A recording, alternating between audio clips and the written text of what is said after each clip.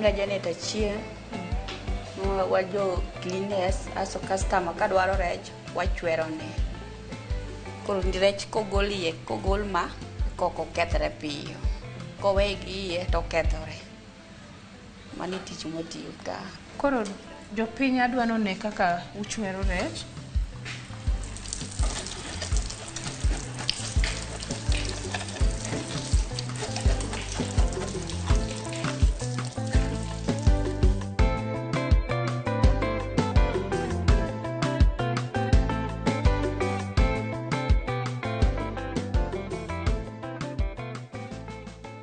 Pilet ka ng'ato dwaro, wagolo kama.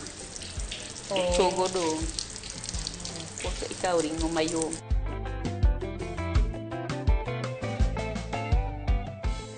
Nyako Ramogi Ajwang' gi thuolo ni wadwa ni wateri achiel kachiel ka kuma bende ikane rech kata kihero gidendo gi kisungu ni cold room kata kihero gi dhok moro inyawacho ni storage room kuma bende rech bede ma nyaka oko kethre. Mr. Desa, ni wacho ni cold room nigi koni koso nen koni? Cold room nigi ka. Koro nyalo teri mondo ine kama ikano gie.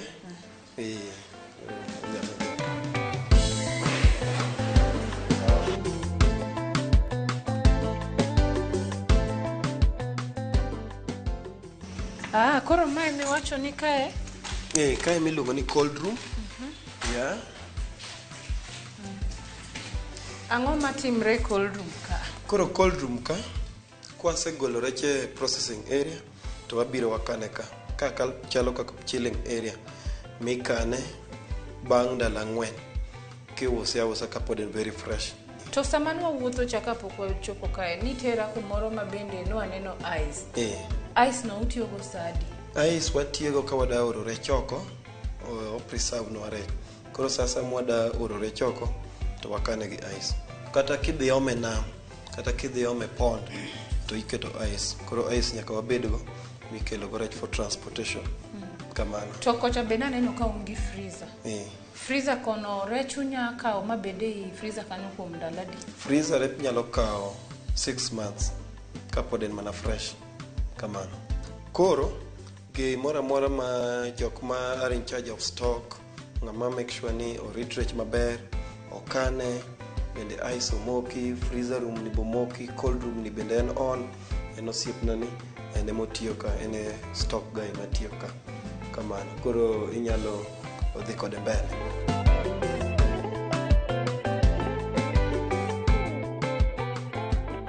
Aneluonga ni Kim Owuoro Tien, ane ma atiye store mar Rio Fish ka, ane ma in charge mar kano rech ka.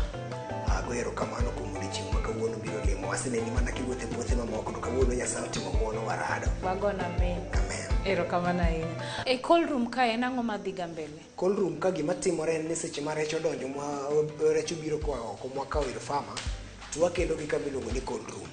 Cold room ka e kama rech bede for 4 days. 4 days ka gisebede, to wachak wadarogi nikech ka ok nyal kanogi for long. Wadarogi to waterogi e freezer kama ne intiere cha. To koro kwa wach ni 4 days osekalo, cold room kae itimone ler bang' ndalo adi?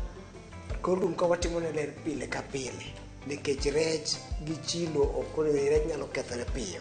Koro en watimone ler pile ka pile mwadonjo, watimone ler gi chlorine, wakwe dier ot, tiyue go seche moseluogi gi sabun, tikuo chlorine e wiye kama moluor malose maler kabisa. To ang'o miyo uketo gi e wi pallets gi? Dongawe ni ka rech ni e crate nyaket kata piny?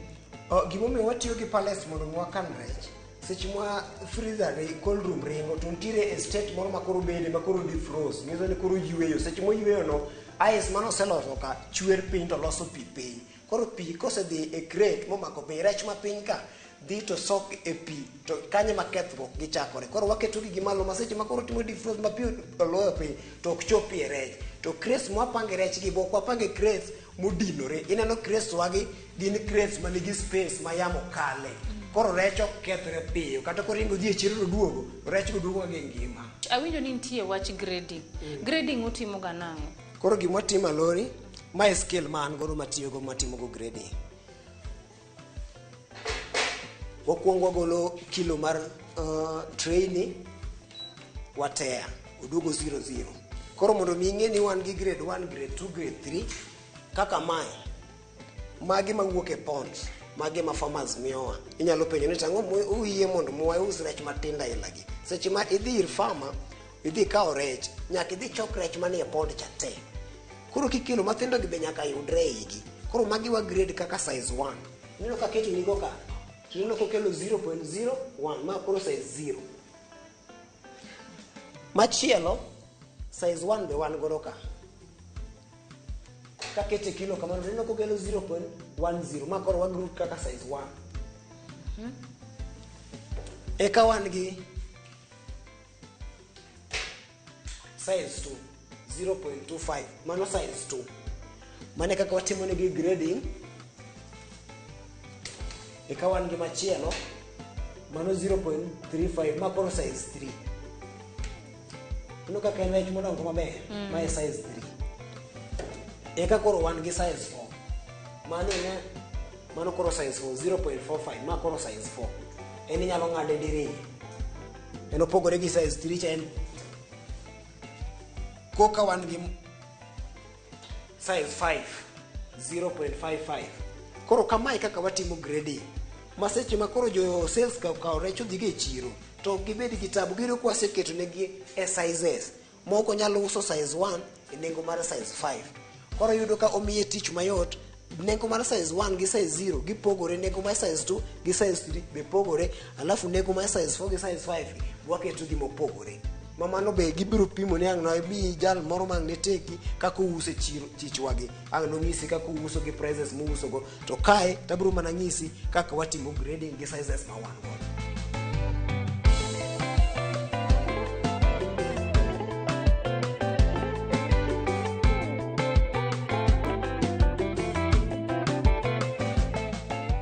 Samoro nitie jalno moseneno chenro ni kata neno chenro ni sani to doher mondo donje pith mar rech. Inyalo tiyo gi kamera wani kimiyo wa namba, email address kata social media handles moro amora ma ginya yudigo.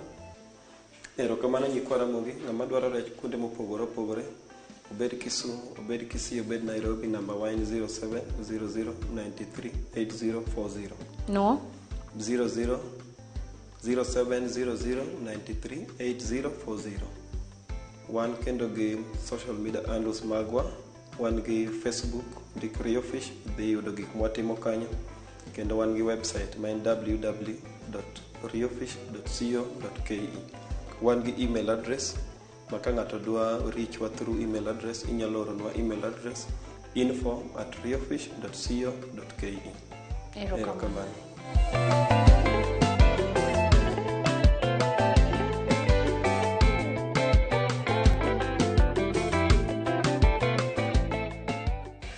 Ramogi Ajwang' gi thuolo ni yiena mondo apar ni waseya kumoro ma kisungu dendo ni processing area. Aeto bang'e wakete crates, wapimo, kaeto watere chiro. Pod wantie kae gi James mabende dhi medo leronwa gimonego bed ni watimo kae. Idhi nwa mbele kitayo nwa chenro nyaka sani. Koro ang'o mwatimo gi ka? Nyaka sani an iluonga ni James Oile. An machung' e yor uso rech mar Rio Fish. Koro nyaka sani kwachopo e kae wan gi gimiluongo ni tearing. Ma machine mipimo godo rech. Koro kwa biro ka to waketo crate wiye kamano no. To wayawo machine to wadiyo kuma ondike ni tear. To wasegolo pek mar crate ni. Ka wasegolo to wadong' ni wan gi kilo nono. Koro kwa ka waketo rech gi e wi kilo kae ting'e keti koro. Ko keto rech e wi machine ka to pek ma waneno ka 5.25 ni mano pek mar rech kende. Mangiso ni nyaka sani wasegolo pek mar crate e wi kilo. Koro ka wasekete kama to wailo bugewa, ja stock ndiko na record ni rech ma wuok godo en rech size mane. Ka wang'iye wan wang'ene ni ma en size 4. Size 1 rech ma bet duong' nyalo ng'adore ariyo king'iye. Koro wandiko mana weight ni 5.25. Andiko korka kora koni to embo ndiko korka kore. Koro kawo ma ikete gari kacha.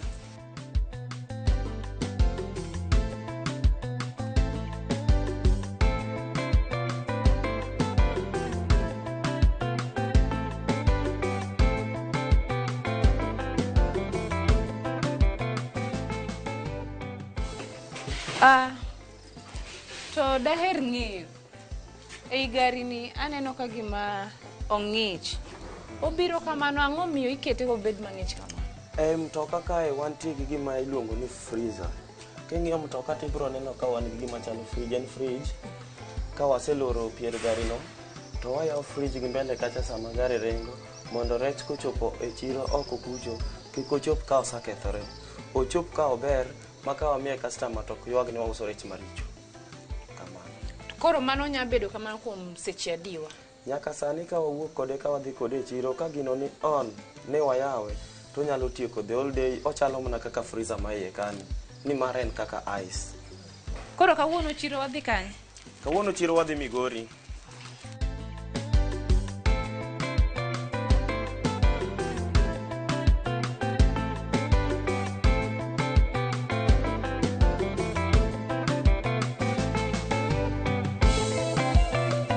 Nyako Ramogi Ajuang, gisani wadwa dhi chiro. Uneno gimwatimo kae, tiende ni wapimo rech, wadhi nyaka gi kilo, ma ok wadwa ni wadhi wuondo jopiny ni mane kilo 2, mane kilo 1, to wanyiso gi gik mogine. Omiyo wadwa dhi chiro Migori, wadhi uso, to bang'e wadwa nyisie kuma ohala nitie, nikech pesa emwadwaro. In janeno marwa, kamoro amora ma intie to diher ni mondo wabi walimi, inyalo oronwa ote machuok kitiyo gi email marwa mar purgiohala@royalmedia.co.ke. Kaka pile wane wasesingore ni wabro timo ang'o, wabro chopo kamoro amora ma intie. Yiena mondo akaw thuolo ni mar goyo ni erokamano nikech isebedo kodwa chakre ni wachak tayo chenro ni nyaka sanie. Gi thuolo ni wadwa dhi e chiro mondo wausre to bang'e wananyisu ni waloso pesadi. Donge James koro wanyalo loro gari ni mondo wadhi e chiro? Waloro Wadhi Migori. Kamano. Dong mane tich mwadhi timo? Erokamano ahinya. Aya.